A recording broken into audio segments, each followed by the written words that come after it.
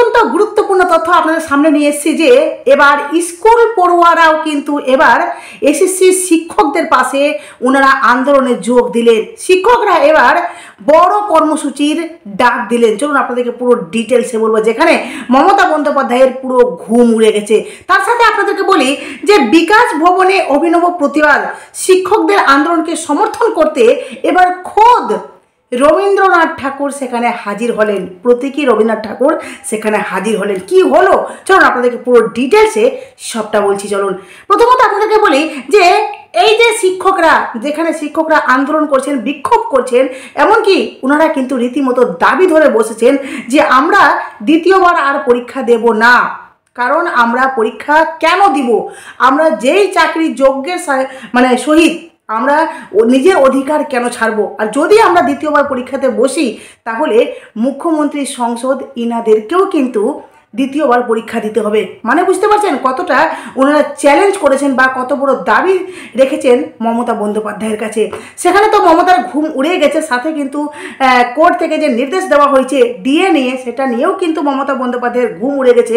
কারণ বহু টাকা, এই যে 25% ডিএ যে মমতা বন্দ্যোপাধ্যায়কে বলা হয়েছে যে 25% ডিএ ফিরিয়ে দিতে হবে, বকেয়া ডিএ, সেটা নিয়েও কিন্তু মমতা বন্দ্যোপাধ্যায় রাজ্য সরকার পুরো টেনশনে আছে। কারণ 25% হারে দিলেও সেখানে কিন্তু বহু কোটি টাকার কিন্তু মমতা বন্দ্যোপাধ্যায়কে দিতে হবে। মানে রাজ্যের পুরো অবস্থা হালুয়া টাইট। তো এবার আপনাদেরকে বলি যে এসএসসি কাণ্ডে প্রতিবাদ তো চলছে। বৃহস্পতিবার বিকাশ ভবন ঘেরাও অভিযানের ডাক দিয়েছিল যোগ্য শিক্ষক শিক্ষিকা অধিকার মঞ্চ, যা ঘিরে ধুন্ধুমার পরিস্থিতি তৈরি হয়। আন্দোলনকারীদের ওপর দেদার লাঠিচার্জ করে পুলিশ। উর্দিধারীদের এহেন আচরণের বিরুদ্ধে একাধিক পদক্ষেপ নিয়েছেন প্রতিবাদী সমস্ত চাকরিহারারা। শনিবারও একটি কর্মসূচি রয়েছে তাদের, আজকেও একটি কর্মসূচি ছিল তাদের। পুলিশের বিরুদ্ধে চাকরিহারাদের ওপর দেদার লাঠিচার্জের অভিযোগ উঠেছে, তাতে আহত হয়েছেন একাধিক জন। শুক্রবার সেই কারণে ধিক্কার দিবস পালন করেন আন্দোলনকারীরা। বুঝতে পারছেন, ধিক্কার, পুলিশের উপর ধিক্কার জানিয়ে ওনারা দিবস পালন করেছেন সমস্ত চাকরিহারারা। শনিবার দুপুরে ফের করুণাময়ী থেকে বিকাশ ভবন অবধি মিছিলের ডাক দেওয়া হয়েছে। করুণাময়ী থেকে বিকাশ ভবন অবধি ওনারা কিন্তু সকলে মিলে কিন্তু ওনারা ফের মিছিলের ডাক দিয়েছিলেন।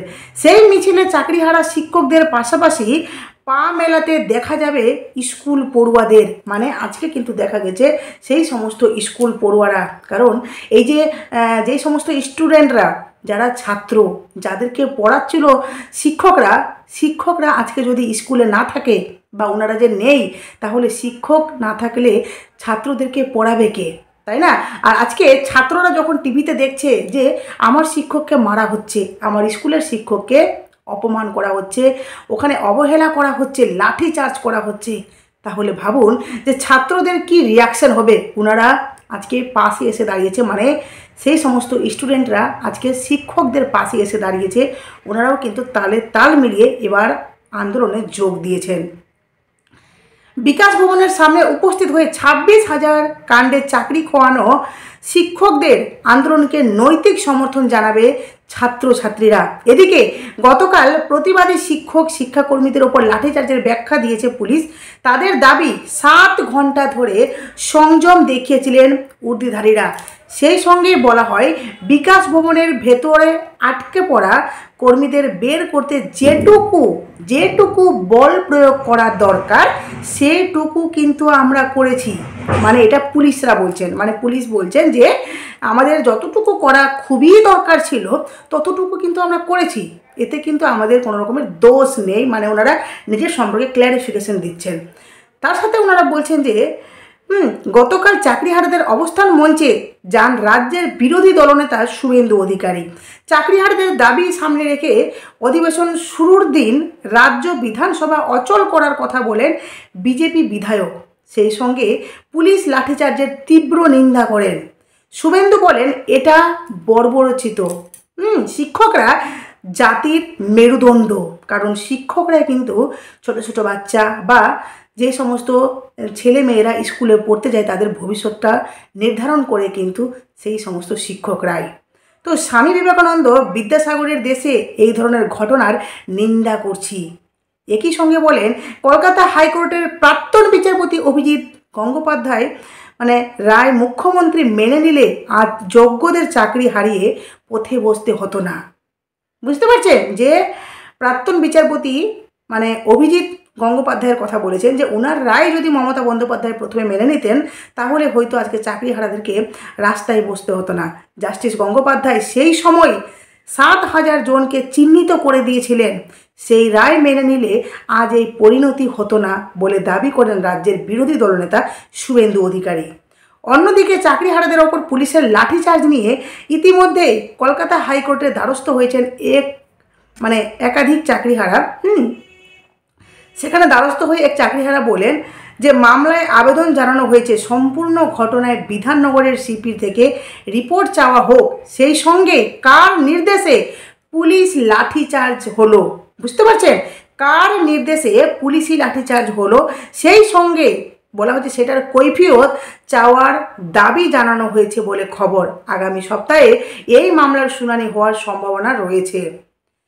2016 সালের এসএসসির নিয়োগ দুর্নীতিতে যা হয়েছে তার জন্য কিন্তু আজকে এই অভিযোগ ধরে চলছে গিয়ে টানাপোড়া, যেখানে 26,000 চাকরি বাতিল হয়েছে। গত বছর সম্পূর্ণ প্যানেল বাতিলের রায় দিয়েছিল কলকাতা হাইকোর্ট।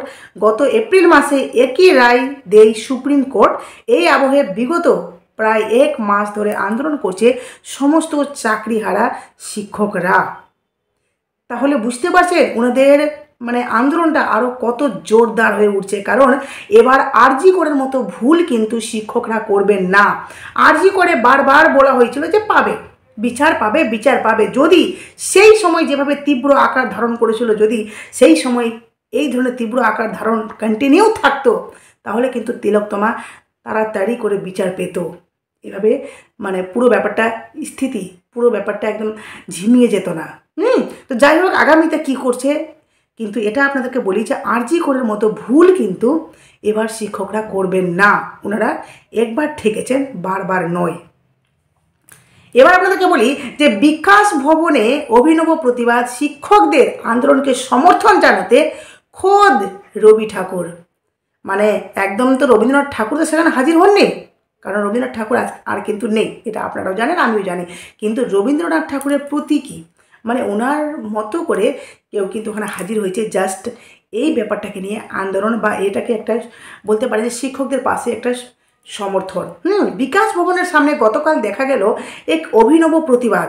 ছদ্মবেশে রবীন্দ্রনাথ ঠাকুর সে যে গোলাপ ফুল হাতে এক আন্দোলনকারী দাঁড়িয়ে পড়েন পুলিশ আধিকারিকদের সামনে। তার উদ্দেশ্য ছিল শান্তিপূর্ণ বার্তা দেওয়া, কিন্তু পুলিশ সেই ফুল নিতে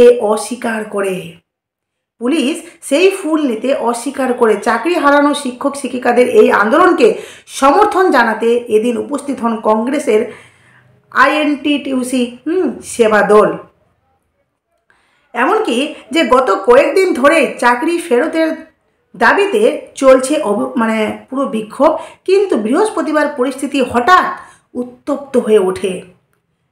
এতটাই উত্তপ্ত হয়ে ওঠে যে সকাল থেকে উত্তেজনা বাড়তে থাকে এবং বিকাশ ভবনের মূল গেট ভেঙে ভিতরে ঢুকে পড়ে আন্দোলনকারীরা। আপনারা জানেন যে যেখানে আন্দোলনকারীরা প্রথমত বাইরে ছিল, তারপর যখন ওনাদের কথা শোনা হচ্ছে না, এমনকি আন্দোলনকারীরা বারবার ওনারা বলেছেন যে এবার আমরা সরাসরি রাজ্যের মুখ্যমন্ত্রীর সঙ্গে কথা বলবো, এবার অন্য কেউ সামনে আসলে হবে না, এবার রাজ্যের যিনি মালিক ওনার সাথেই আমরা সরাসরি কথা বলবো, ওনার কাছ থেকেই আমাদের সমস্ত প্রশ্নের জবাব চাই।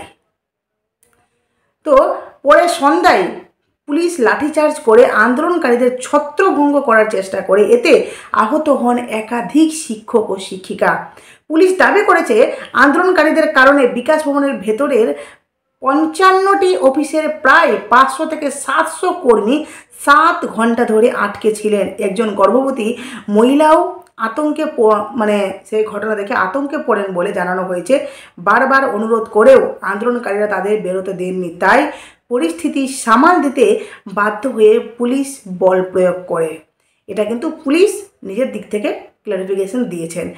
আর সুব্রত সরকার জানান গত 10 দিন ধরে আন্দোলন শান্তিপূর্ণ ছিল, কিন্তু বৃহস্পতিবার হঠাৎ পরিস্থিতির নিয়ন্ত্রণের বাইরে চলে যায়। আন্দোলনকারীরা ব্যারিকেড ভেঙে ভিতরে ঢুকে পড়েন এবং জানিয়ে দেন কেউ বেরোতে পারবে না। অন্যদিকে আন্দোলনকারীদের দাবি তারা কোনো রকম হিংসাত্মক কাজ করেননি এবং পুলিশের অভিযোগ ভিত্তিহীন। পুলিশ যে অভিযোগ করছেন সেটা পুরোটাই ভিত্তিহীন, বরং তারা সরকারের সঙ্গে আলোচনার দাবিতে অনড়। তাদের মতে রিভিউ পিটিশনের ভিত্তিতে কোনো কমিটির সঙ্গে আলোচনাই একমাত্র সমাধান। বর্তমানে পুলিশের পক্ষ থেকে আন্দোলনকারীদের বিরুদ্ধে সরকারি সম্পত্তি ভাঙচুর, বাধা সৃষ্টি ও সরকারি কর্মীদের হেনস্থার অভিযোগে মামলা দায়ের করা হয়েছে। এই ঘটনার পর গোটা রাজ্য জুড়ে ফের একবার শিক্ষাক্ষেত্রে স্থায়ী নিয়োগ ও ন্যায় বিচারের প্রশ্ন উঠে এসেছে। আদালত আপাতত অব্যাহত এবং পরিস্থিতির দিকে নজর রাখছে গোটা প্রশাসন। আগামীতে সমস্ত চাকরিহারারা কী করছেন, কি হচ্ছে, পুরো ডিটেলসে আপনাদের কাছে নিয়ে আসবো। তবে এবার কিন্তু আর পিছু পা নয়, শিক্ষকরা পুরো অনড় আছেন নিজের সিদ্ধান্তে যে আরজি করার মতো ভুল করা যাবে না। এবার কিন্তু আমরা বিচার নিজের যেটা দাবি সেটা অধিকার আমরা নিয়েই ছাড়বো। যে প্রতিবেদনটা এখানে শেষ করলাম। অবশ্যই আপনারা নতুন থাকলে চ্যানেলটি সাবস্ক্রাইব করে নোটিফিকেশন অন করে পাশে থাকবেন।